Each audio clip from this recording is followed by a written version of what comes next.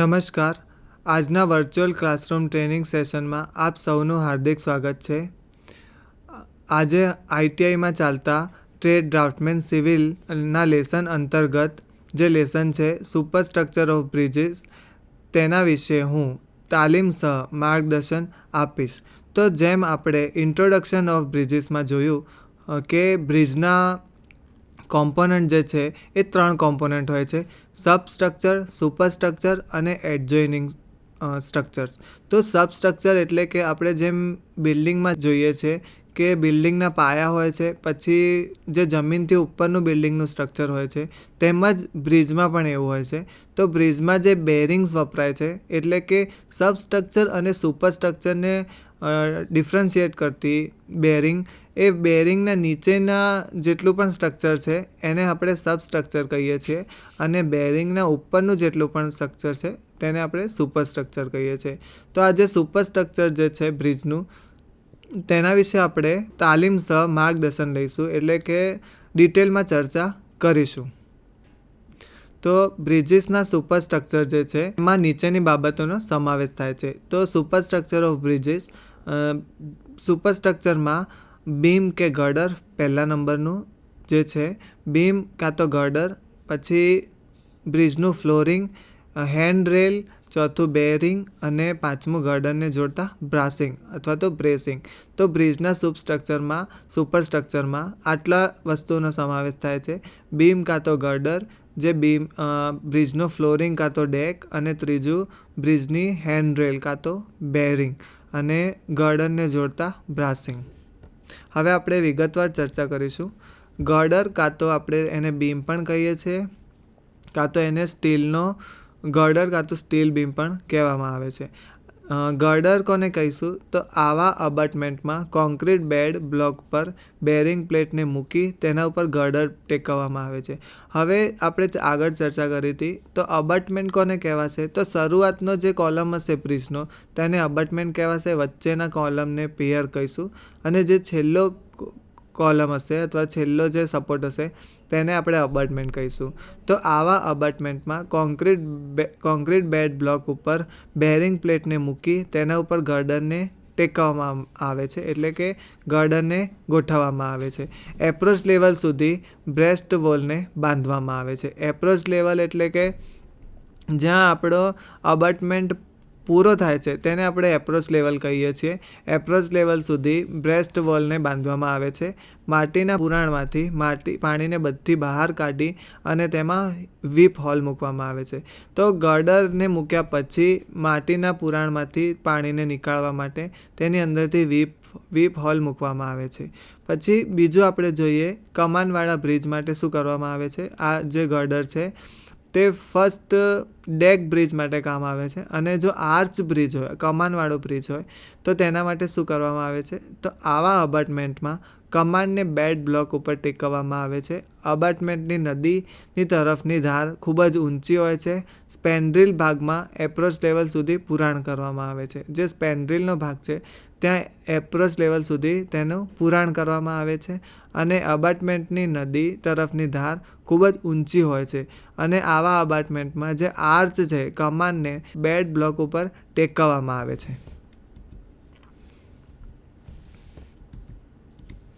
બેરિંગની અગત્યતા જોઈએ, importance of bearing.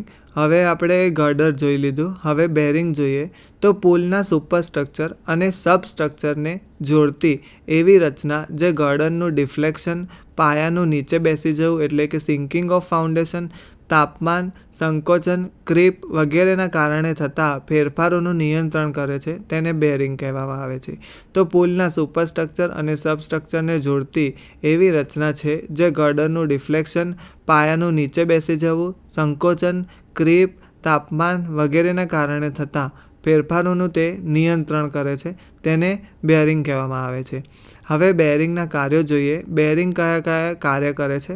તો first જે છે, ગર્ડરની મૂવમેન્ટ થવા દેવી, જેથી પિયર કે અબાટમેન્ટને નુકસાન ન થાય. તો ગર્ડરની ફ્રી મૂવમેન્ટ થવા દે છે, જેથી અબાટમેન્ટ કાં તો પિયરને નુકસાન ન થાય. તાપમાનના ફેરફારથી બીમ કાં તો ગર્ડરની લંબાઈમાં થતો વધારો કે ઘટાડો થવા દેવો. તાપમાનના ફેરફારથી બીમની લંબાઈમાં અથવા તો ગર્ડરની લંબાઈમાં વધારો કે ઘટાડો થવા દેવો. અને દાબ પ્રતિબળો એટલે કે જે સ્ટ્રેસીસ છે, દાબ પ્રતિબળો એ અનુમતિક પ્રતિબળની મર્યાદામાં રાખવા, એટલે કે પરમિસિબલ સ્ટ્રેસીસની સુધીની મર્યાદામાં રાખે છે. દાબ પ્રતિબળોને અનુમતિક પ્રતિબળની મર્યાદામાં રાખે છે. 5મું છે ડિઝાઇન પદ્ધતિને સરળ બનાવે છે. 6થું સુપરસ્ટ્રક્ચરના ભારને મોટા વિસ્તાર ઉપર તે વિતરિત કરે છે. સુપરસ્ટ્રક્ચરનો બધો ભાર છે એ સબસ્ટ્રક્ચરને આપે છે. પાયા બેસી જવાથી થતી મૂવમેન્ટ થવા દેવી. પાયા જ્યારે બેસી જાય, સિંકિંગ થાય, ત્યારે તેની ઉધ્વ મૂવમેન્ટ થવા દે છે.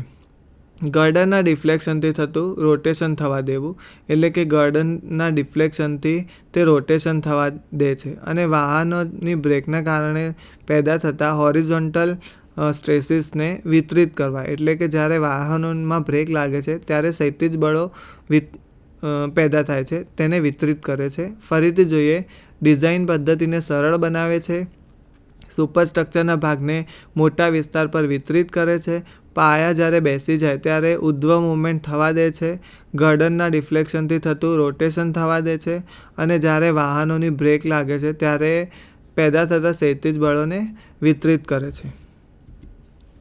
બેરિંગના આપણે પ્રકારો જોઈએ તો બેરિંગ હોય, એક ફિક્સ્ડ બેરિંગ હોય જે એક જગ્યાએ ફિક્સ હોય, અને ફ્રી બેરિંગ હોય જે બંને બાજુ ફ્રી મૂવમેન્ટ કરી શકતી હોય.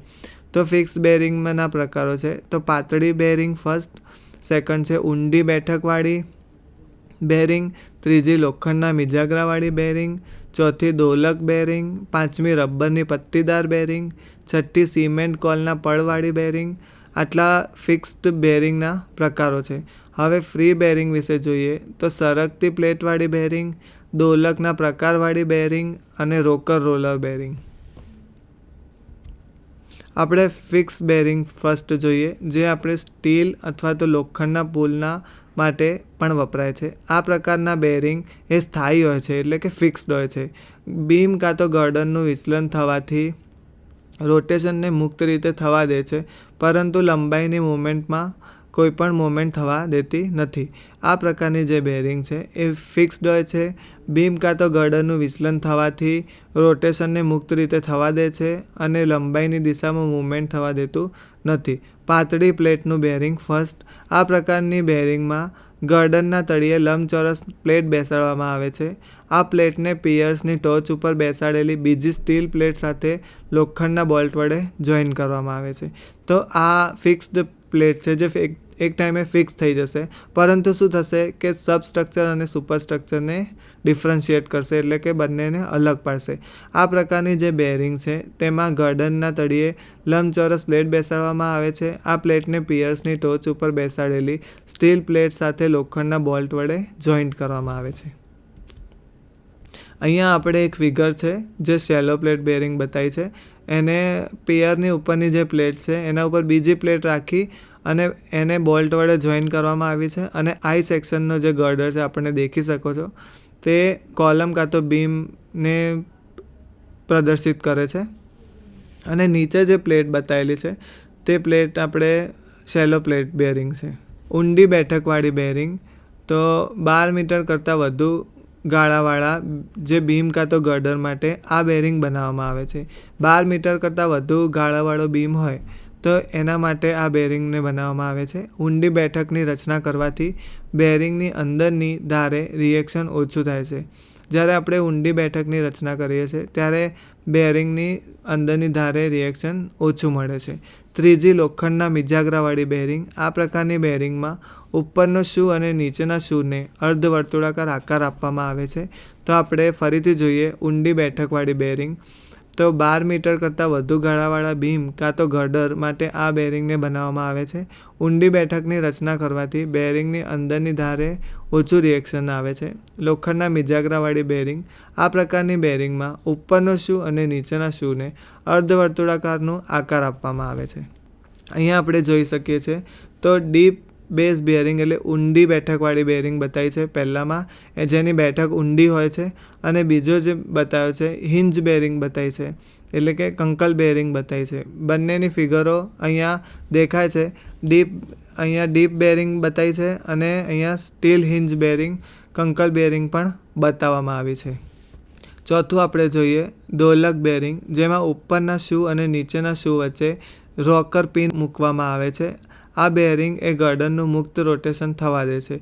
વચ્ચે રોકર પિન મૂકેલી હોય છે, જેથી ગર્ડર મુક્ત રીતે બંને શૂ વચ્ચે ફરી શકે છે. હવે આપણે જોઈએ ફ્રી કાં તો એક્સપાન્શન બેરિંગ, સરકતી બેરિંગ જોઈએ આપણે. જે બેરિંગ બીમ કે ગર્ડરનું લંબાઈની દિશામાં વિસ્તરણ થવા દે છે તેને ફ્રી બેરિંગ કહે છે. એવી બેરિંગ જે બીમ કાં તો ગર્ડરનું લંબાઈની દિશામાં વિસ્તરણ થવા દે છે તેને ફ્રી બેરિંગ કહે છે. દરેક ગર્ડરના એક છેડે સરકતી બેરિંગ અને બીજા છેડે ફિક્સ બેરિંગ મૂકવામાં આવે છે.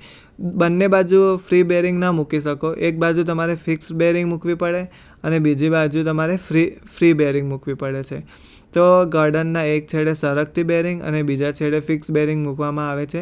ફ્રી બેરિંગ એ ગર્ડરનું વિસ્તરણ થવા દે છે, જ્યારે ફિક્સ્ડ બેરિંગ ક્ષૈતિજ બળો સહન કરે છે. તો ફ્રી બેરિંગ છે એ ગર્ડરનું વિસ્તરણ થવા દે છે અને ફિક્સ્ડ બેરિંગ છે એ ક્ષૈતિજ બળોને સહન કરે છે. તો ફર્સ્ટ જે એમાં ફ્રી બેરિંગમાં સરકતી પ્લેટવાળી બેરિંગ, જેમાં લોખંડની પ્લેટને ગર્ડરની નીચેની બાજુએ બેસાડવામાં આવે છે. તો લોખંડની પ્લેટને ગર્ડરની નીચેના બાજુ બેસાડવામાં આવે છે અને પિયર્સની ટોચ ઉપર સ્થાયી પ્લેટ બેસાડવામાં આવે છે. પિયર્સની જે ટોચ છે તેના ઉપર સ્થાયી પ્લેટને બેસાડવામાં આવે છે.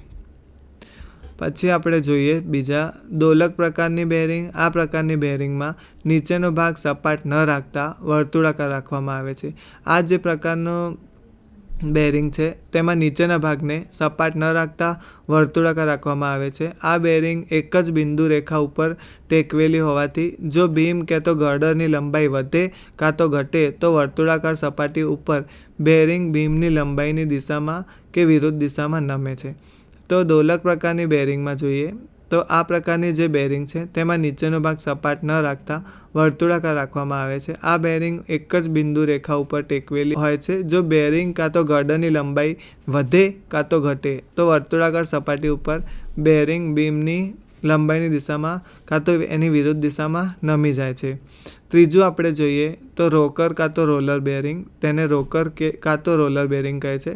આ પ્રકારની બેરિંગમાં પિયર્સની ટોચ ઉપર બેડ ગોઠવવામાં આવે છે. આ જે પ્રકારની બેરિંગ છે તેમાં પિયર્સની ટોચ ઉપર એક બેડ પ્લેટ ગોઠવવામાં આવે છે. જેમ આપણે અર્થક્વેકના સ્ટ્રક્ચરમાં ગોઠવીએ છીએ તેમ બેડ પ્લેટ ગોઠવવામાં આવે છે. તેમ બેડ પ્લેટ ઉપર રોલરોને ગોઠવી તેના ઉપર રોકર બેરિંગની ગોઠવણ કરવામાં આવે છે. આ જે પ્લેટ છે તેના ઉપર રોલરો ગોઠવી તેની ઉપર રોકર બેરિંગની ગોઠવણ કરવામાં આવે છે, જેની ફિગર આપણે અહીંયા બતાવેલી છે. પહેલી બતાવી છે રોકર ટાઈપની બેરિંગ. તો બોટમ જે શૂ છે દેખાય છે, સીધો ન આપતા વર્તુળાકાર આપેલો છે. વચ્ચે રોકર પિન મૂકી છે, ઉપર ટોપ શૂ મૂક્યો છે અને એની ઉપર ગર્ડર મૂકેલો છે. અને સૌથી નીચે બેઝ પ્લેટ મૂકેલી છે, કાં તો બેડ પ્લેટ પણ કહેવાય અને એને બેઝ પ્લેટ પણ કહેવામાં આવે છે. અને અબૂટમેન્ટની એક્ઝેક્ટ ઉપર મૂકેલી છે. અને રોકર રોલર બેરિંગમાં બેડ પ્લેટ મૂકી છે અબટમેન્ટની ઉપર, એના ઉપર રોલર્સ મૂક્યા છે, એના ઉપર બોટમ શૂને ફિક્સ કરેલો છે. પછી રોકર પિન ગોઠવેલી છે, તેની ઉપર ટોપ શૂ ગોઠવેલો છે અને એના પછી ગર્ડર કાં તો બીમ કાં તો કોલમ ગમે તે મૂકી શકાય છે. તો એવી રીતની ગોઠવણ થશે. તો અબટમેન્ટ અને ગર્ડર એની વચ્ચે મૂવમેન્ટ થઈ શકે, ફિક્સ ફ્રી મૂવમેન્ટ થઈ શકે, એટલા માટે રોકર રોલર બેરિંગ ગોઠવવામાં આવે છે. અને જો મૂવમેન્ટ થવા ન દેવી હોય બંને વચ્ચે તો ફિક્સ બેરિંગ ગોઠવવામાં આવે છે. તો આજે આપણે આ જે ચેપ્ટર ચાલ્યું સુપરસ્ટ્રક્ચર ઓફ બ્રિજ, તેમાં આપણે જોયું કે બ્રિજના સુપરસ્ટ્રક્ચરમાં કયા કયા કોમ્પોનન્ટ પાર્ટ આવે છે. તો આપણે ફર્સ્ટ જોયું બીમ કાં તો ગર્ડર. તો એમાં લોખંડ કાં તો કોન્ક્રીટના પ્રકારમાં કયા ગર્ડર કાં તો બીમ વાપરવામાં આવે છે તે જોયું. કમાન આકારનો પુલ હોય એટલે કે આર્ચ બ્રિજ હોય તેમાં કયો ગર્ડર વાપરવામાં આવે છે તે જોયું. અને મુખ્ય સુપરસ્ટ્રક્ચર બ્રિજનો જે સુપરસ્ટ્રક્ચર હોય તેમાં મુખ્ય જે કોમ્પોનન્ટ છે એ બેરિંગ છે. તો બેરિંગના ટાઈપ્સ આપણે જોયા, તો ફિક્સ્ડ બેરિંગ અને ફ્રી બેરિંગ જોયા. ફ્રી બેરિંગમાં જે આપણે ફિક્સ્ડ પ્લેટ ટાઈપ બેરિંગ જોઈ, ઊંડા પ્લેટવાળી બેરિંગ જોઈ, બરાબર છે. અને ફ્રી બેરિંગમાં આપણે રોલર ટાઈપની, રોલર પિન ટાઈપની બેરિંગ જોઈ. તો આ રીતના આપણે બેરિંગ્સ વિશે ચર્ચા કરી છે. તો જે પણ ડ્રાફ્ટમેન સિવિલ કરતા સ્ટુડન્ટ છે તે તેમને આ બ્રિજ વિશેના ચેપ્ટરમાં સુપરસ્ટ્રક્ચર ઓફ બ્રિજીસ વિશે આટલી જાણકારી તેમને પ્રાપ્ત થાય. આ પ્રકરણ અહીંયા કમ્પ્લીટ થાય છે. અસ્તુ.